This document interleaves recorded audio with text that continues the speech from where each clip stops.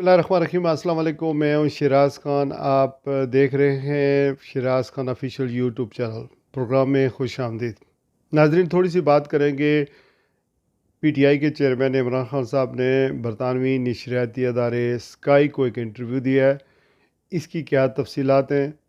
फिर बरतानवी वज़ीर आज़म रशीद सुनैक की सरकारी रिहाइशगाह 10 डाउनिंग स्ट्रीट के बाद ब्रिटिश पाकिस्तानियों ने मुसलसल 2 दिन सैटरडे और संडे को बड़े बड़े मुजाहरे किए हैं।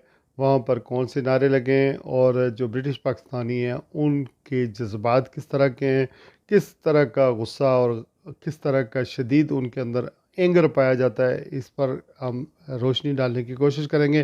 फिर पीडीएम ने एक प्लान बनाया था कि सुप्रीम कोर्ट के ख़िलाफ़ धरना दिया जाएगा सुप्रीम कोर्ट के बाहर, और जो जजेस हैं उनको अंडर प्रेशर लाने की कोशिश की जाएगी। तो इस सारी सूरत हाल को ज़ाहिर है बाहर की दुनिया के लोग, बाहर की दुनिया के पाकिस्तानी किस तरह देख रहे हैं, ये हम थोड़ा सा इसको एनालाइज करेंगे। और ये धरना या ये जो एहतजाज है ये क्यों ज़रूरी है कि हुकूमत वक्त इस अफरा तफरी के आलम में सुप्रीम कोर्ट के ख़िलाफ़ एहतजाज क्यों करना चाहती है।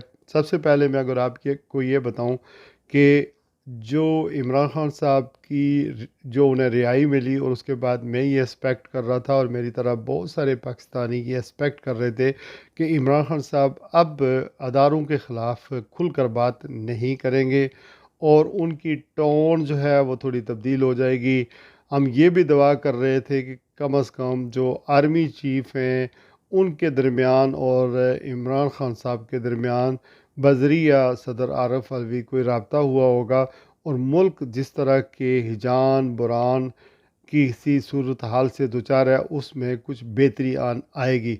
लेकिन अनफॉर्चुनेटली ऐसा नहीं हुआ। इमरान खान साहब जो ही घर पहुँचे तो दूसरे दिन उन्होंने जो 1 घंटे से ज़्यादा का ख़िताब किया उसमें उन्होंने अदारों को, फिर जो मौजूदा हुकूमत है, इलेक्शन कमीशन को, अदारों को, सब स्टेक होल्डर्स को आड़े हाथों लिया, जिससे ज़ाहिर ये होता है कि उनके ऊपर किसी तरह का कोई खौफ नहीं है।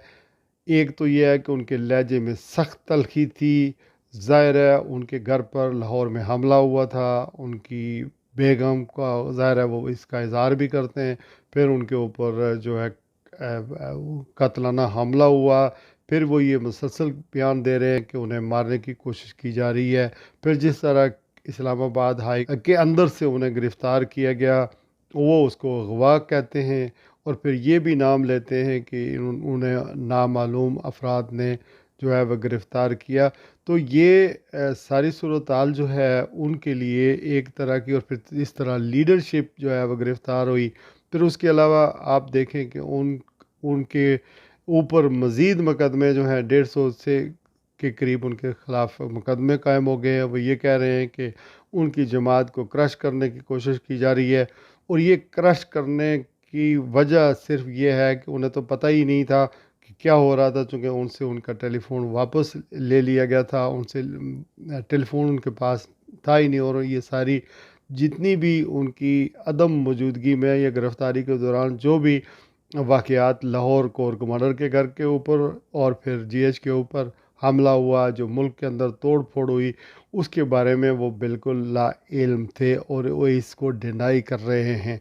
तो ज़ाहिर है वो सारी सूरत हाल ऐसी डेवलप हो गई कि उनके लहजे में मज़ीद जो है वो सख्ती आ चुकी है। और जिस तरह की वो गुफ्तगू कर रहे हैं वो किसी सूरत भी इस वक्त पाकिस्तान के हालात में बेहतरी आने की कोई गुंजाइश मुझे नज़र नहीं आती। आज जो उन्होंने स्काई को इंटरव्यू दिया है उसमें उन्होंने डायरेक्ट इल्ज़ाम जो है वो लगाया है हमारी पाक अफवाज के आर्मी चीफ़ पर। और आर्मी के जो चीफ़ हैं उन्होंने के हुक्म पर जो है वो मुझे गिरफ़्तार किया गया। तो इस सूरत हाल में लगता तो यही है कि बिल्कुल ही वो उनको किसी किस्म का कोई खौफ नहीं है। इसी तरह लंदन में जब आज मुज़ाहरा किया गया या कल किया गया, तो जब वर्कर्स हैं पीटीआई के या ब्रिटिश पाकिस्तानी हैं उन्होंने जिस तरह के नारे लगाए हैं, चूँकि वो मुज़ाहरे कर रहे थे यानी पाकिस्तान में जो इंसानी हकूक़ की खिलाफ वर्जियाँ हो रही हैं, सियासी जमात के ان کی پارٹی جو ہے تحریک انصاف کے ورکروں کو، لیڈرشپ کو گرفتار کیا گیا، اور صحافیوں کو خاص کر کے عوریہ مقبول جان کو، پھر اس کے بعد عمران ریاض کو گرفتار کیا گیا ہے، اور مزید جو کریک ڈاؤن ہو رہا ہے پاکستان کے اندر اس پر لوگوں نے شدید نعرے بازی کی۔ ایک تو یہ ہے کہ جب بھی کسی بزرگ سے بات کی جائے پاکستان سے باہر، یا کسی پی ٹی آئی کے ورکر سے بات کی جائے، یا عام پاکستانی سے بات کی جائے، تو ایک غصہ اور اینگر جو ہے وہ سب کے اندر پایا جاتا ہے۔ سب سے بڑی بات یہ ہے کہ جو پاکستان کی آرمی ہے، لوگ اس سے پیار کرتے ہیں،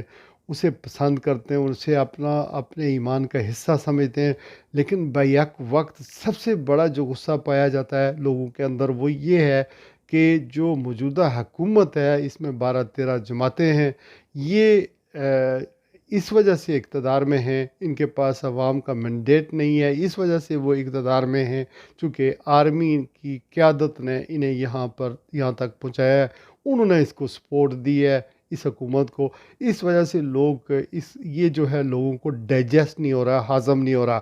اور بعض لوگ تو یہی کہتے ہیں کہ جب آپ ان سے بات کریں کہ عمران خان صاحب کی زندگی کو خطرہ ہے، انہیں کمپرومائز کر لینا چاہیے، تو لوگ یہی کہتے ہیں کہ نہ انہیں ڈر ہے اور نہ ان کے لیڈر کو ڈر ہے، چونکہ قرآن پاک میں لکھا ہوا ہے کہ آپ کا رزق کتنا ہوگا، آپ کی زندگی کتنی ہوگی، آپ نے کتنا سونا ہے، کتنا کھانا ہے، آپ کی زندگی جو ہے وہ کس طرح جو ہے وہ ختم ہوگی، یہ سب کچھ پہلے لکھا ہوا ہے۔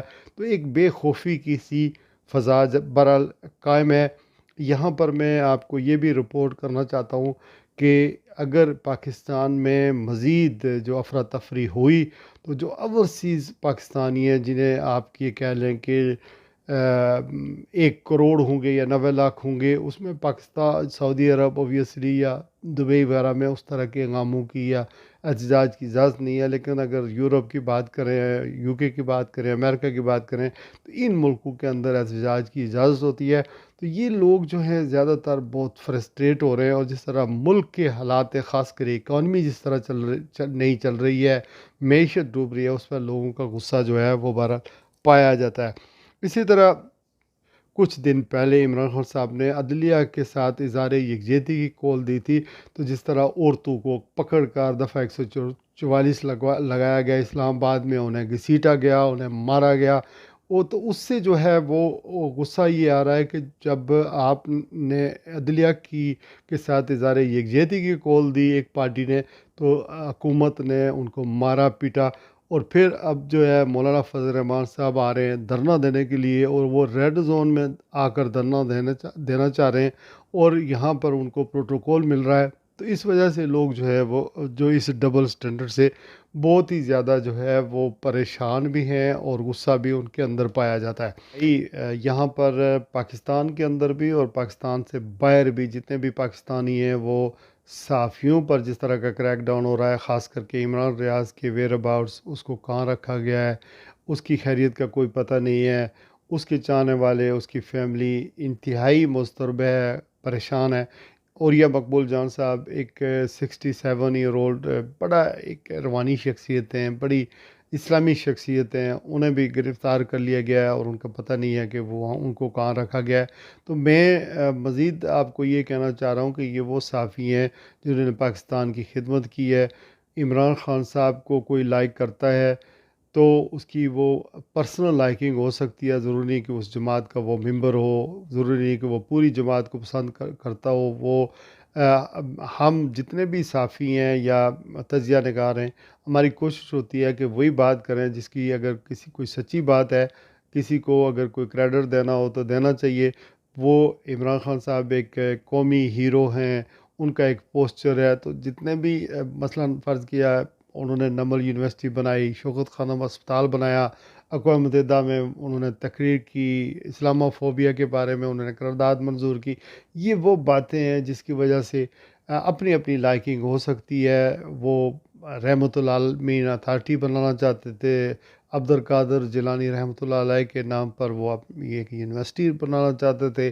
بہت ساری چیزیں ہو سکتی ہیں جس کی وجہ سے کوئی کسی لیڈر کو پسند کر سکتا ہے۔ اسی طرح اگر نواز شریف کو کوئی پسند کرتا ہے، یا شہباز شریف کو کوئی پسند کرتا ہے موٹر وے کی وجہ سے یا پنجاب میں جو انہوں نے کام کیا اس کی وجہ سے، تو اس کی پرسنل لائکنگ ہو سکتی ہے، انسان ہے، انسان سے غلطیاں بھی ہو سکتی ہیں۔ لیکن میں آخری بات آپ سے یہ کہنا چاہ رہا ہوں، جیسے کہ میں ہمیشہ کہتا ہوں، اس وقت پاکستان کے مسائل کا واحد حل یہ ہے کہ آرمی چیف اور عمران خان صاحب کے درمیان چیف جو ہمارے آرمی یہ جو چیف جسٹس ہیں ان کے کی وساطت سے، صدر عارف الوی کی وساطت سے ہونا یہ چاہیے کہ کنسنسس ڈیولپ ہونا چاہیے، اور ملک کو انتشار سے بچائیں، ملک کو تباہی سے بچائیں۔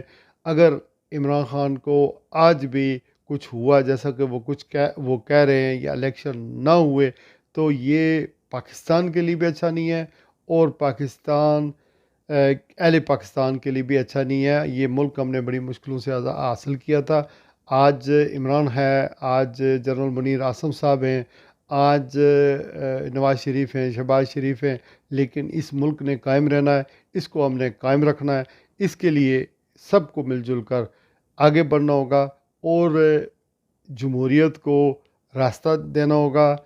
انسانی حقوق یہ اپنے لوگ ہیں، کوئی پاکستان کی فوج کے نہ خلاف ہے، ہمارے ایمان کا حصہ ہے کہ پاک فوج جو ہے اس وطن کی محافظ ہے، صرف یہ ٹینیور ہے، ملک ادھر ہی رہے گا۔ اپنے دور میں آپ اس ملک کو بچائیں اور خود بھی تاریخ میں زندہ رہیں، اور بدنامی سے بھی بچیں اور اداروں کو بھی تباہ کرنے سے بچیں۔ پاکستان کی فکر کرنی چاہیے، اس کے استحکام کے لیے کام کرنا چاہیے۔ جو اسکائی ٹی وی کو عمران خان صاحب نے انٹرویو دیا ہے، انہوں نے ان تشدد کی مذمت بھی کی ہے، اور کرنی بھی چاہیے کہ all violence should be condemned۔ Pakistan زندہ باد، پاکستان آرمی پائندہ باد۔